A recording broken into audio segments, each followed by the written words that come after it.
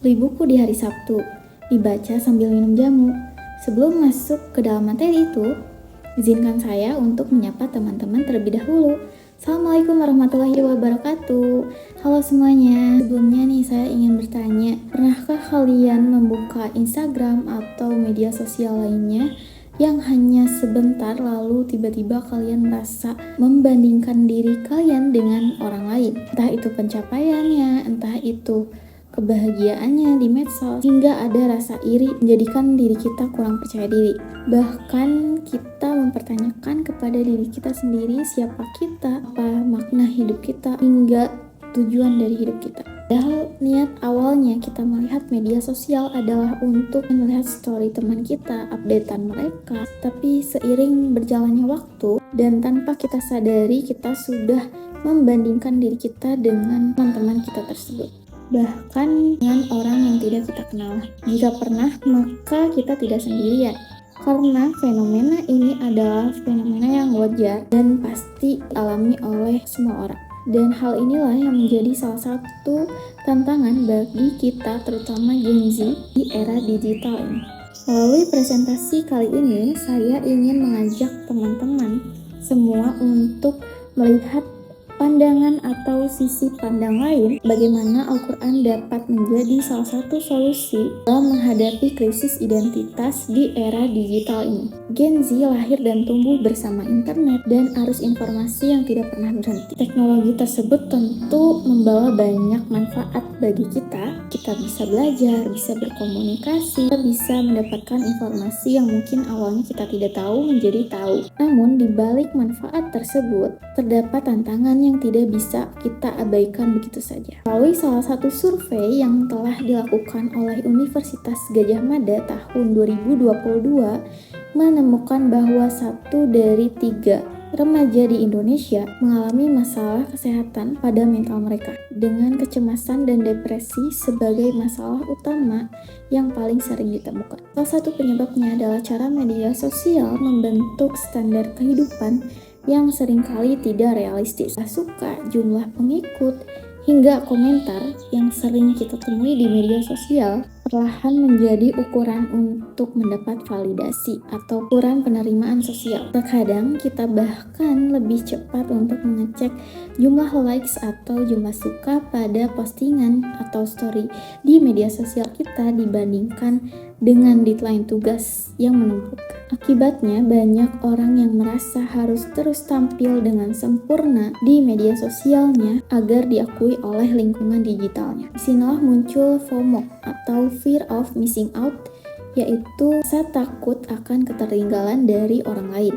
Misalnya ketika melihat teman kita sedang liburan, aktif organisasi, mendapat beasiswa, memenangkan lomba, atau hal-hal yang lainnya, tentu kita akan merasa tertinggal. Padahal bisa jadi mereka pun merasakan hal yang sama dengan yang kita rasakan. Lalu muncullah pertanyaan, apakah nilai dari diri kita ditentukan oleh orang lain? Dalam perspektif Islam, Al-Quran tidak hanya berfungsi sebagai petunjuk hidup. Al-Quran mengajarkan nilai dari seseorang tidak bergantung pada popularitas, jumlah suka, jumlah pengikut.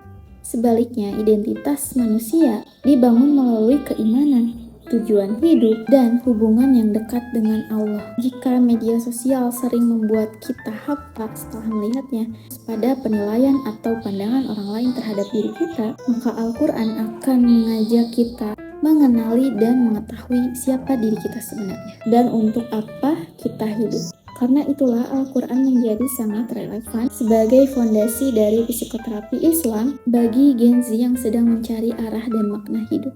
Lalu, apa sih sebenarnya yang ditawarkan oleh Al-Quran sebagai solusi dari permasalahan ini? Nah, ada 3 konsep yang ditawarkan oleh Al-Quran. Yang pertama, yaitu tazkiyah al-nafs atau penyucian jiwa. Proses penyucian diri melalui musahabah, tobat, dan zikir. Melalui proses tersebut, kita belajar untuk lebih mengenali diri kita secara lebih jujur dengan menerima kekurangan kita dan memperbaiki diri kita. Dengan demikian, identitas yang terbentuk tidak lagi bergantung pada pencitraan di dunia digital. Yang kedua ada qanaah atau rasa cukup. mengajarkan kita untuk mensyukuri apa yang telah diberikan oleh Allah. Sikap ini menjadi penawar dari FOMO, karena kita tidak lagi sibuk membandingkan diri kita dengan orang lain. Karena ternyata tidak semua hal yang ada di FYP kalian di media sosial tidak masuk dalam keranjang belanja. Tapi ini bukan soal belanja. Yang ketiga dan yang terakhir ada zikir dan doa. Zikir dan doa menjadi ruang kita untuk menenangkan diri. Melalui zikir, hati kita akan menjadi lebih tenang, emosi kita akan lebih terkontrol, dan melalui doa, tekanan kita atau permasalahan kita yang ada di dunia ini akan terasa lebih ringan. Lalu bagaimana sih cara untuk menerapkannya? Kita bisa saja memulai dengan hal-hal yang sederhana. Misalnya meluangkan waktu untuk membaca dan memahami Al-Quran atau buku-buku yang bermanfaat lainnya, mengikuti kajian untuk konseling Islam yang mengintegrasikan nilai-nilai Al-Quran dengan psikologi modern, membatasi media sosial dan melakukan kegiatan yang bermanfaat lainnya. Dengan cara tersebut, maka kesehatan mental kita tidak hanya diperkuat dengan sisi psikologis tapi juga dengan spiritual. Sebagai penutup, krisis identitas merupakan tantangan nyata yang sedang dihadapi Gen Z saat ini di era digital. Tantangan tersebut bisa diatasi melalui nilai-nilai Al-Quran, tazkiyah al-nafs, qanaah, zikir, dan doa. Kita dapat membangun identitas kita yang lebih kokoh, lebih sehat, dan lebih bermakna. Teknologi akan terus berkembang, media sosial akan terus berubah, bahkan mungkin algoritma media sosial akan lebih mengenal kita dibandingkan dengan teman kita sendiri. Tapi ada satu hal yang harus kita jaga, yaitu jati diri kita sendiri. Ketika dunia terus memberitahu kita menjadi siapa, Al-Quran akan mengingatkan kita tentang siapa kita sebenarnya. Terima kasih atas perhatiannya. Wassalamualaikum warahmatullahi wabarakatuh.